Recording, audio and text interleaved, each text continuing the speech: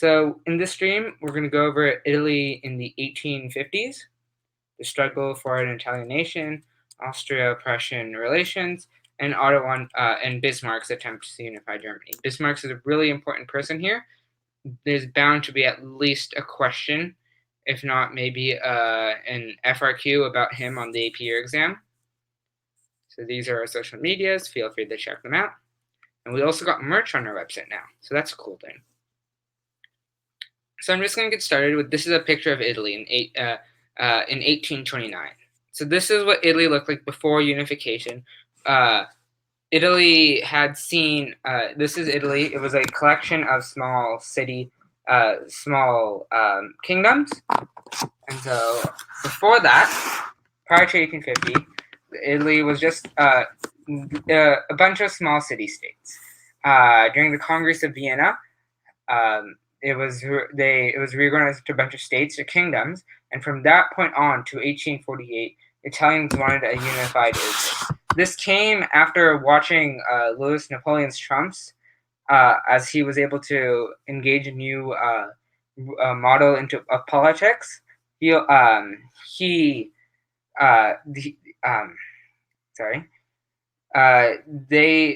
provided the old ruling classics with the new model, which expanded the middle classes and working classes to being, and at this time it was more conservative. In other states, other countries looked at this and wanted to follow in suit.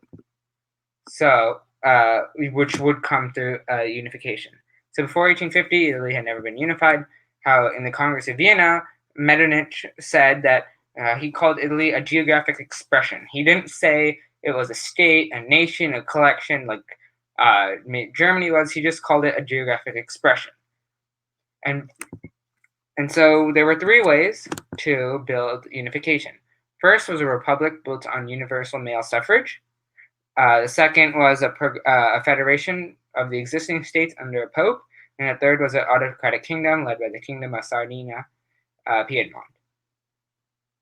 This third alternative right here was strengthened after Austria's victories and Austria's victories in Sardinia, and the new king, was strengthened by the failures of 1848 when Austria smashed Mazzini's republicanism.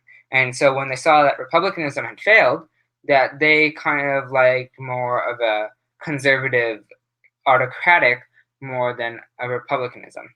And so the new king, Victor Emmanuel II, retained the liberal constitution, but which had a strong monarchy but still had a lot of civil liberties.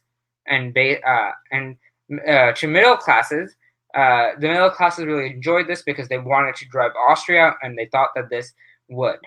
And so the idea for the second approach, the federation, was it had small amounts of support because Pius IX, after that he supported it, and then and was being driven after Rome. In 1864, he denounced rationalism and the separation of church and state, which is kind of how this got built, but it still had very small, cautious support. For the Republic, as I said before, people thought it was crazy. People didn't like the idea of a republic at this time after seeing what happened with Napoleon. So the idea to have a republic was immediately thrown out. And so in the 1850s, Cavour, who wanted northern Italy, so northern Italy, to become unified, he wanted to, but he needed help too. He wanted to become one country for just northern Italy. And so he made a secret alliance with Napoleon III against Austria, because Austria was in the area. Napoleon didn't. So they went to war with Austria, and Napoleon came to Sardinia's defense. And then after that, Napoleon changed his mind, because after that they were going to expand expand into Rome and all that, and this was considered an enemy of the Pope. And so, because French Catholics were very important in France, Napoleon decided to leave Cavour and cut ties with them. So with this, it seemed like Cavour then resigned because now he couldn't do what he wanted to do. But because of it, nationalists were having revolts in the other kingdoms, which allowed his plan to still continue. They were easily able to take over governments, and as Napoleon III saw this, Cavour got his support again. Cavour also extended this by ceding Savoy and Nice to France. And after this, the people of central Italy wanted us to enlarge Sardinia under Victor Emmanuel II, and Cavour that's what he wanted to do. So Cavour's plan was done. He was set. He was happy with what he'd done. So he didn't, after this, didn't really add to unification because this was his goal. So after this, in the south, you've got Garibaldi. And Garibaldi, he wanted full unification, not just half. And so what he did was, in the kingdom of Two Sicilies, which is in the south, so south portion of Italy, he took 1,000 guerrilla men, and they called themselves the Red Shirts, and they wanted to rebel and take over the kingdom of Two Sicilies to unify Italy. And so they were able to beat the royal army of 20,000, and they took Polonara, which, if I can see if it's included in my picture, which is right here. So with this, they had taken over the south kingdom of Two Sicilies. And so with this, he teamed up with Victor Emmanuel II in Naples, which they were met with cheering crowds because, as I said, it was almost entirety of Italy who wanted to be unified, and they had created the Kingdom of Italy, and then excluding Venice and Rome, which they got in 1866 and 1870 respectively. And what they did was they created a parliamentary monarchy, but it wasn't radical or fully democratic. It was in the middle. So only 500,000 people had the right to vote out of 22 million Italians, and there was still class distinctions. And so as this went, and there was still a North distinction versus South, where the North was more progressive in industrialization, while the South was more stagnant and agrarian. And so while Italy was unified, there were still growing divisions between classes, North and South, and vote and not to vote, etc., etc. Okay, I've got a question here, and it says, did Victor Emmanuel contribute anything prior to leading to unification? So no, he was elected after. So what happened was Cavour was a count, all right, and so after Austria took over Mazzini's republic, so he was the king. He was crowned in 1848. So he wasn't in any position of power. So if you remember from the revolutions of 1848, Austria had taken over. I should press answer question. And you can see later in the keynotes. But yeah, he was just crowned king, and he wanted to expand after Austria had come. So I hope that, so he didn't do anything. He was just put into position a year before unification, and that was his goal. He wanted unification of full, like Garibaldi.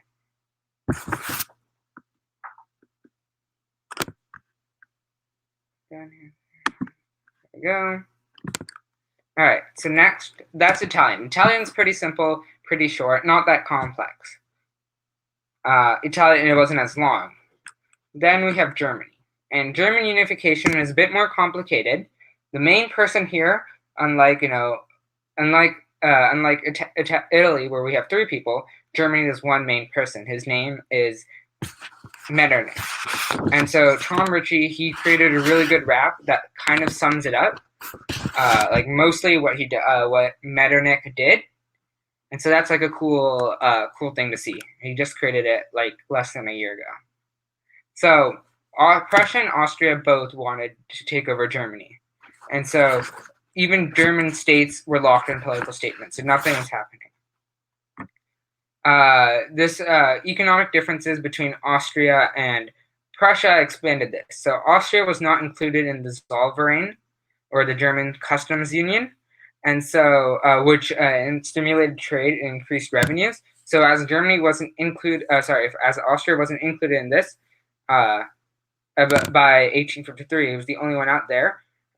They weren't getting as much money, while countries and states inside of it were getting a lot of profit and trade. So Prussia was leading the Zollverein, and so it had an advantage against Austria. And so Prussia emerged in the upheavals of 1848 with that weak parliament. And this parliament, though, got with national unification of Prussia, gotten stronger, and they wanted to make sure that they had the power and not the king. And so when Italy's uprising occurred, William I saw that war with Austria was coming and started to prepare by increasing war taxes, getting the army ready, increasing the defense budget. And so the parliament rejected this, and in 1862, the Liberals won in elections again.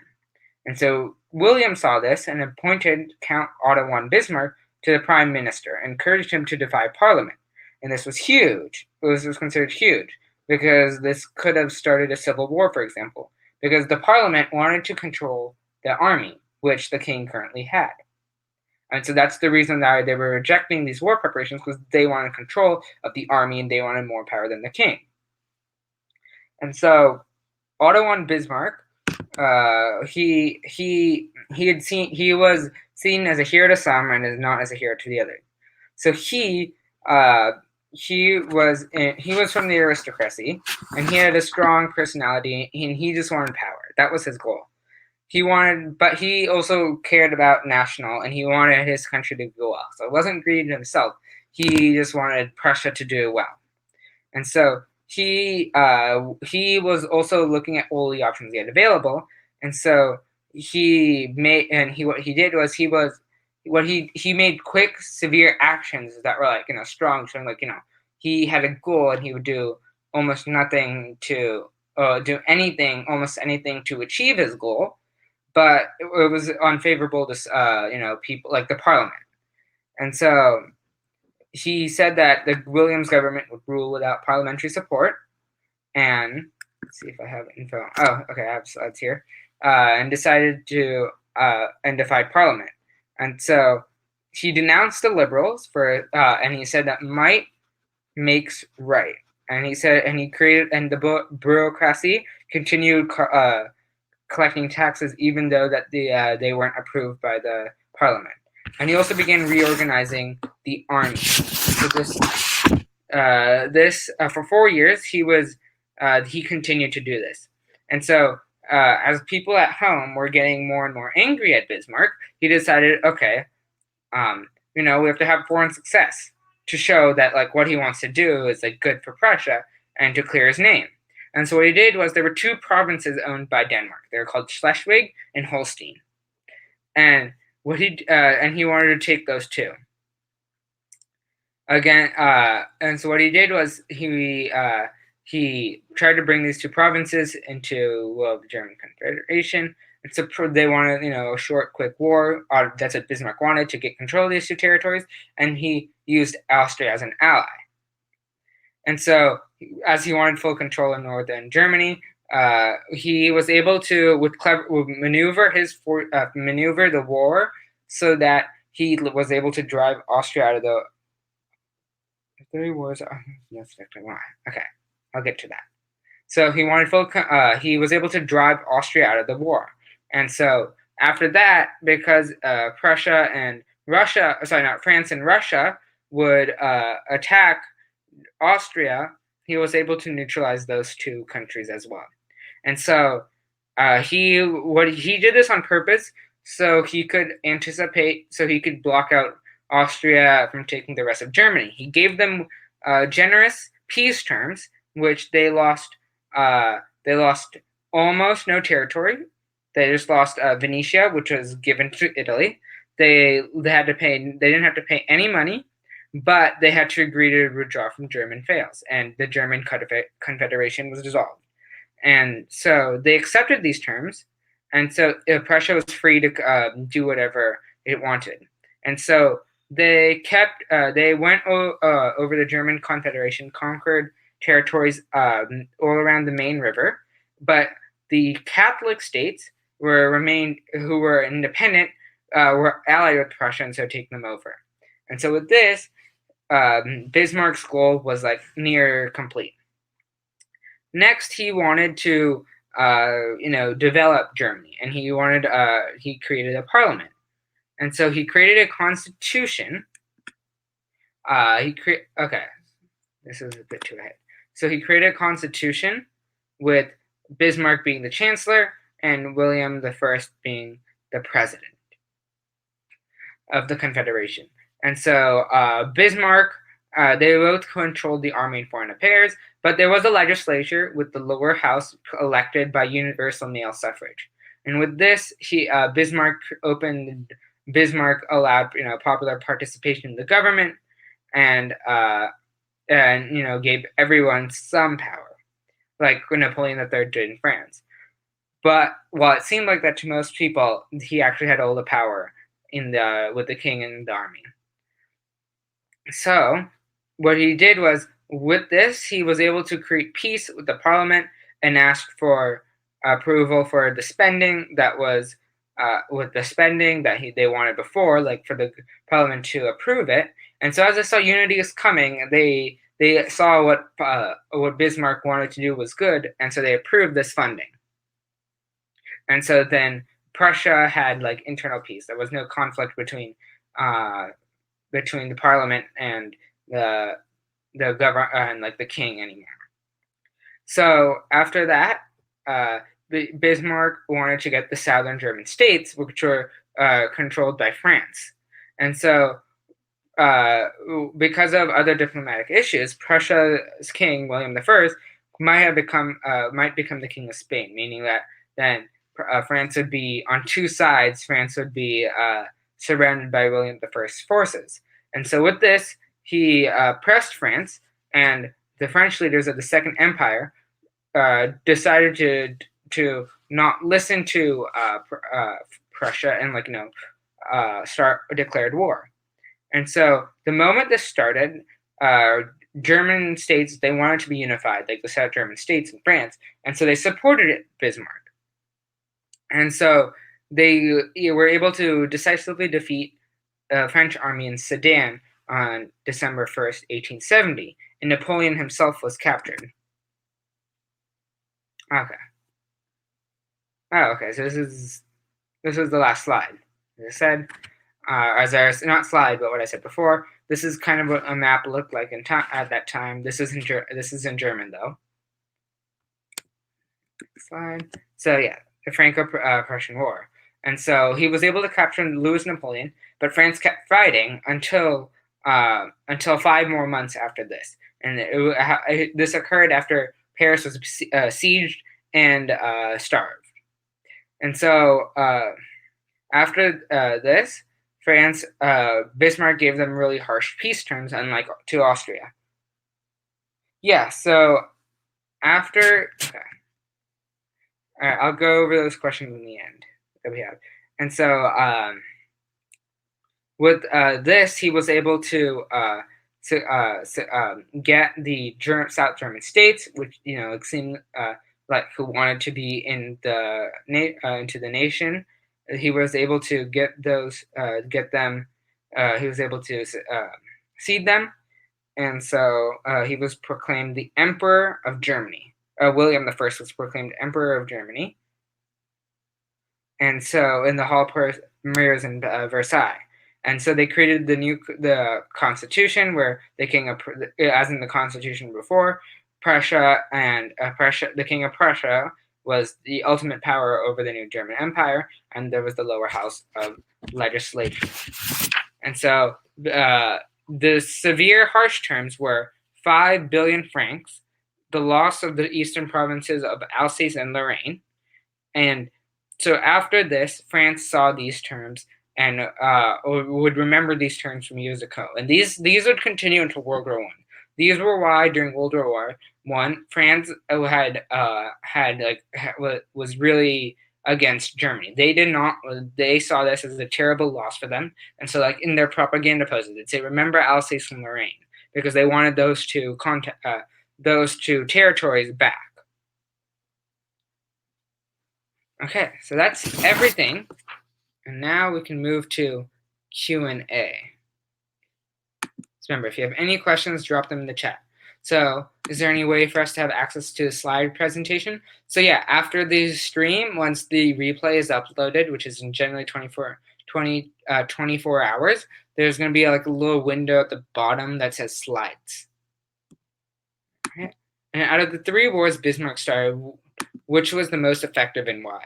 So, I mean, this sounds like it could be an FRQ on the, or maybe not even FRQ, an LEQ on the AP exam, because you could argue each point. You could say that the first war was important because then he was able to knock out Austria out of the war, which meant that he didn't have that much competition as he would have.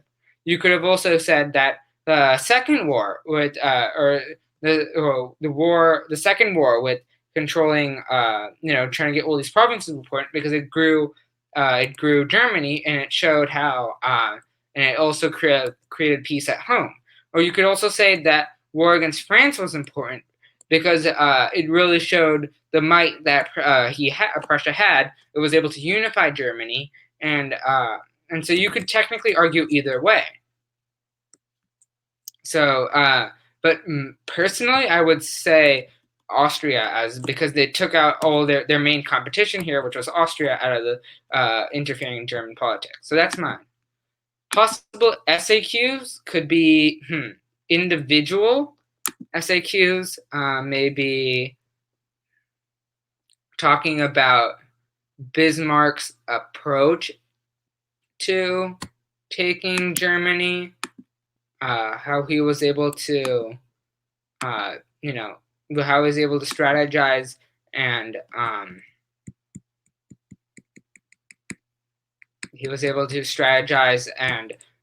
create success abroad so the parliament supported him. There's a variety of things, but those are 2 main points here that would probably be in an SAQ. I know that we have an ultimate study guide. 2-minute study guide. Let me find it. Study guide.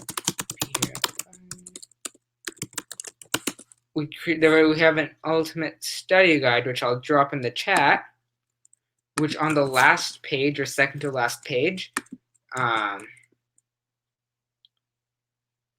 the last page or the second to last page, has all the SAQs, LEQs, DBQs ever said.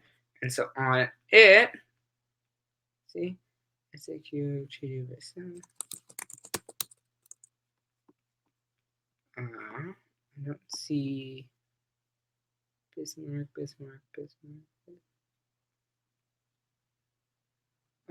There isn't anything on Bismarck, but if you need, Bismarck, there's a DBQ, for example. So you could look at the DBQ, for example, and kind of see what they want to say for the SAQ.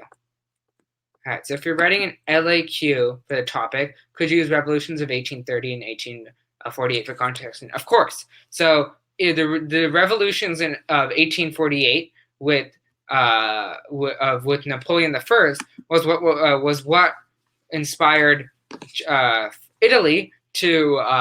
They saw how Napoleon's successes in 1848 they saw as success as what they and this like conservative base that was created from these revolutions was what inspired them or like pushed them forward to create unity. And then you could say the same thing with you could say something similar with Germany with that let's see. I did bring up a point quickly. Oh yeah, so you could say with Germany, after the revolutions of 1848, before Bismarck was appointed, that there was everyone was stuck. There was a political stalemate going on, and so the tensions that occurred after these revolutions, as William the Fourth wanted to unify. These like tensions that occurred when he wanted to unify Germany and that dominated Prussia's or Bismarck trying to shuttle out Austria out of the rest of German politics initially because of what happened in 1848. Okay, do we have any more questions?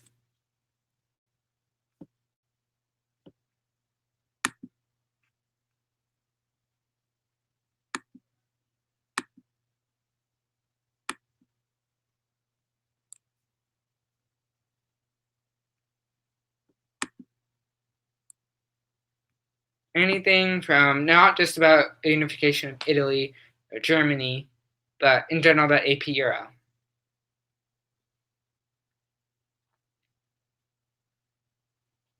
Or what were you guys learning in class? Like, where are you guys? Are we behind a little bit? Are we ahead? Are we, just where you right where you learned today in school or yesterday, depending on how your schedule is at your schools?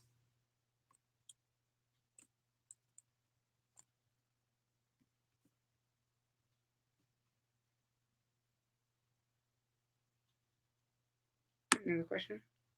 So, did Napoleon III censor the press or ease censorship? This isn't. I think. I don't know if Napoleon III did. I believe Napoleon I did. I don't.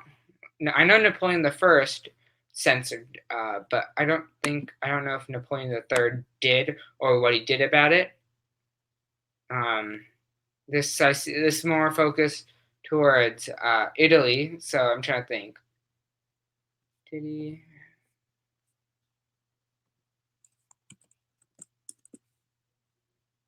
My guess would be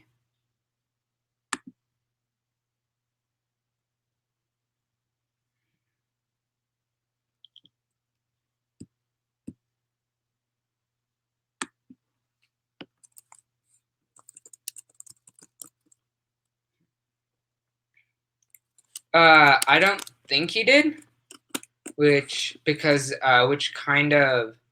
So I don't think he did. I mean, I'm not 100%. I'm not 100% sure on this, but I don't think he did. Which may as which and he was able to with the censorship of the press exaggerate French's loss of Alsace and Lorraine. He was able to exaggerate this in the press, which he was able to use his censorship, I believe, to exaggerate this this loss of Alsace and Lorraine, which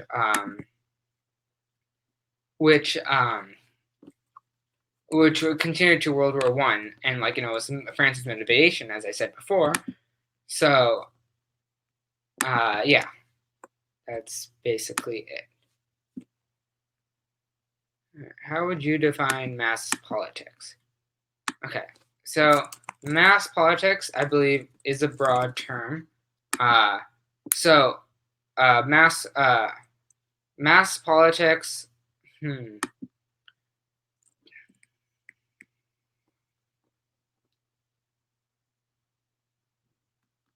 I would say that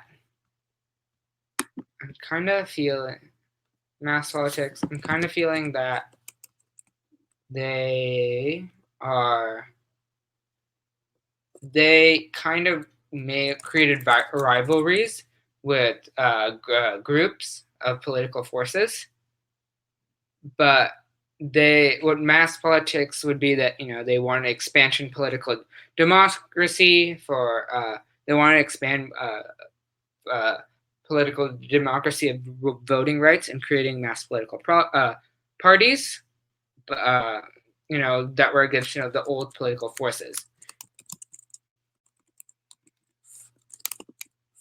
So yeah, that's that.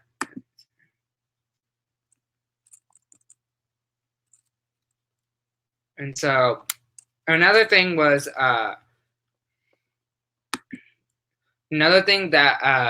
was brought up by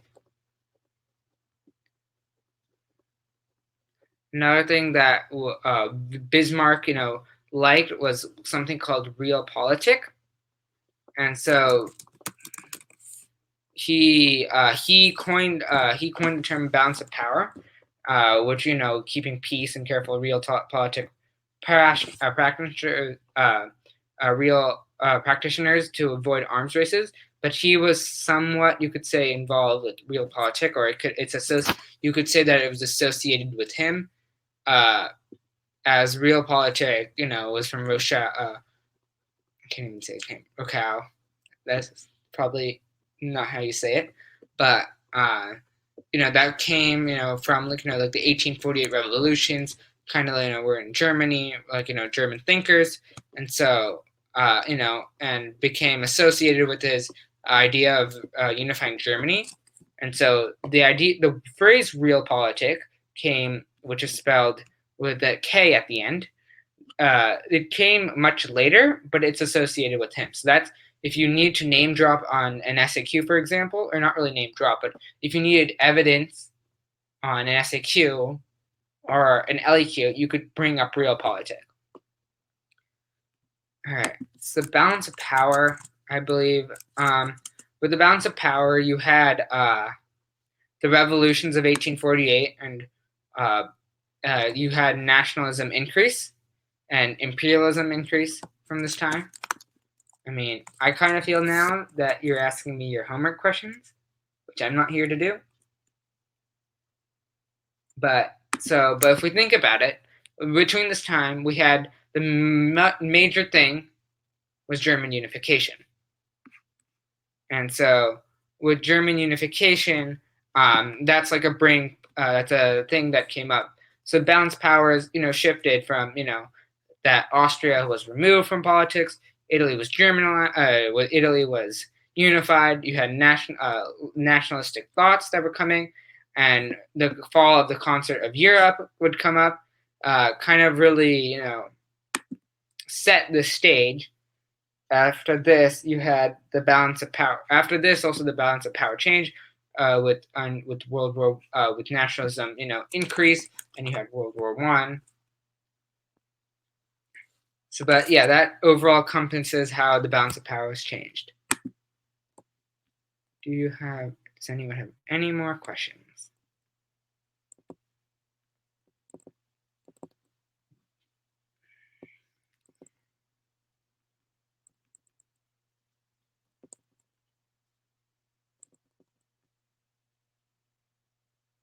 All right.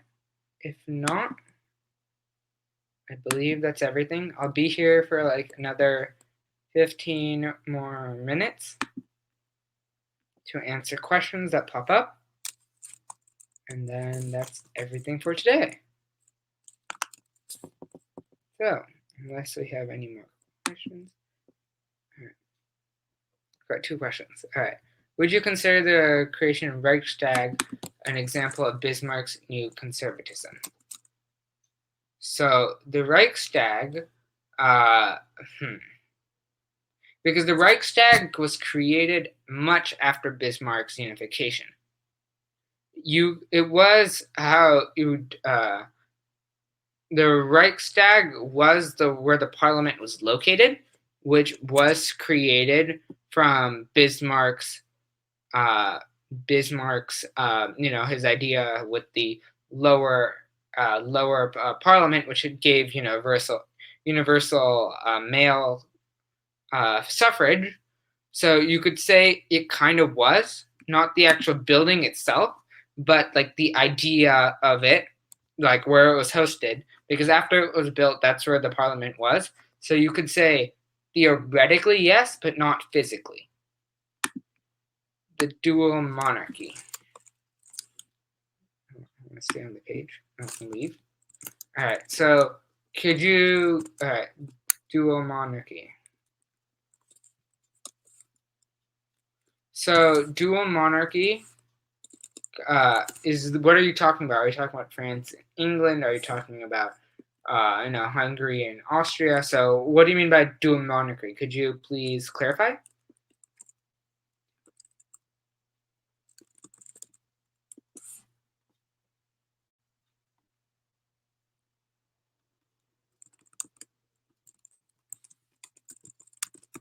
An example of dual monarchy could be kind of how I said before during my during the slides about how William the First was able to pressure France with the Franco-Prussian War, with how William the First was almost about to become the king of Spain, along with being the king of Prussia. So you could say that was a dual monarchy. I don't know, which dual monarchy are you talking about? If that's it, I hope I answered your question. Do we have any more questions? Austria-Hungary dual monarchy. So Austria-Hungary dual monarchy was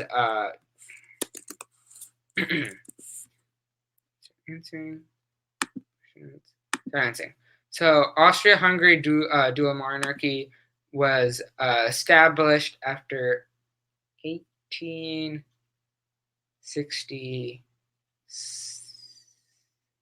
in the 1860s. I forget the exact year, but there was there was a rivalry, kind of, you could say, but there was a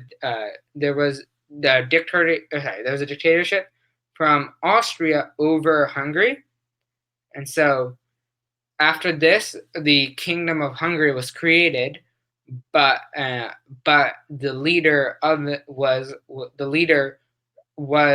the Habsburgs, which were from the Austrian Empire, and so what they did was, as one family controlled both countries, they were called Austria-Hungary because the same people controlled them, but technically there were two countries on paper, and so this created unpopularity with Hungarians because they didn't want pro-compromise parties controlling their country, and they didn't vote for this, or they didn't vote for the pro-compromise parties, and as they were the minority voters, and the pro-compromise was pro-compromise thanks to these compromise parties that this was created, and they didn't like this, which kind of started tensions in Austria-Hungary. So that was that. Any last questions?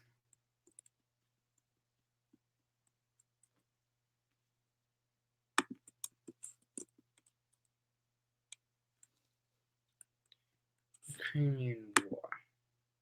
Sure, I can go ahead in the Crimean War. So my assumption is that you guys are much more ahead than our streams. It's completely fine. So let me just double check if we're doing a stream specifically with Crimean War. Go back to my slides. Crimean War. Or was that? Okay, I mean, yeah, we can talk about it. So war was fought with the Ottoman Empire, the British, the French, and the Russians, and with Sardinia, Piedmont, which is from Italy. Remember when we were talking about Italy before? They were helped by them, and so it was a 3-year military conflict, which Russia lost to, which was the Ottoman Empire, France, Britain, and Sardinia against Russian. This was because the rights of Christian minorities, and which was considered the Holy Land, which is part of the Ottoman Empire now. And so the French promoted the rights of Roman Catholics as the French Catholics, while Russia promoted the Eastern Orthodox Church. And so this was more of a fight over religion compared to now, like politics. And so the churches were able to come to an agreement. The French Emperor and Nicholas I, they didn't want to back down after the churches had figured out their differences, and so as the Ottomans and Nicholas wanted Orthodox subjects in Ottoman Empire to be under his protection, and so Britain tried to come in and try to moderate the situation, but the Ottomans didn't agree, and so they went to war. Ottomans declared war on Russia because they were promised support from France and Britain, and so with this, they were able to show Russia that problems that they were able to show Russia that the modernization it needed and where they needed support, and here there were new technologies used, such as naval shells, railways, and telegraphs. Railways were also used by Bismarck, to easily shuttle troops and supplies around. And so you could say, if you need this for contextualization, you could say, or not really contextualization, or if there's a contextualization about Russian Russian reforms, you could bring this up as contextualization then. So when will the Ottoman Empire fully collapse? So if I remember correctly, Ottoman Empire was in 1920s. This was between World War I and II, as I said before. So that's when it'll end generally. And so what happened was, I'm trying to remember. Ottoman Empire wasn't really my strongest section. Okay, so Ottoman Turks, during the Balkan Wars, which are during the 1920s and 1930s. Let's go back to the Congress of Berlin. So this is, let's go back to Greece, 1830, a long time. So like 20 years before the unification. Greece won their independence. And so after this, we kind of see the decline of the Ottoman Empire during 1870-something, I believe, 8. There was the Congress of Berlin, which declared the independence of Romania, Serbia, and Bulgaria. And so with this, they lost more territories. And then you have the Balkan Wars during 1912, 1913, around that time, which the Ottoman Empire nearly lost all its territories. And so during World War I, they joined the side of the Central Powers, which was Germany and Austria-Hungary. And as they defeated, most of the remaining territories were divided between in France, Greece, and Russia. And the Ottoman Empire then became Turkey. So that's kind of it. So that's how Ottoman Empire, collapsed. That's how it is. Why was Greek independence so significant in the early 19th century? So first, during this time, the Ottomans were seen as this. The Ottomans lived the world to the Europeans wasn't that small. Wasn't as big as the globe. It was small, and to them, Britain, France, Ottoman Empire was the Ottoman Empire was on the opposite side, and they were considered strange people compared to them. They had different. They had a different belief system. They had their government was structured differently, and so, but they knew how strong their military power was. And then you see Greece, and Greece was a small little country which the Ottoman Empire had taken over.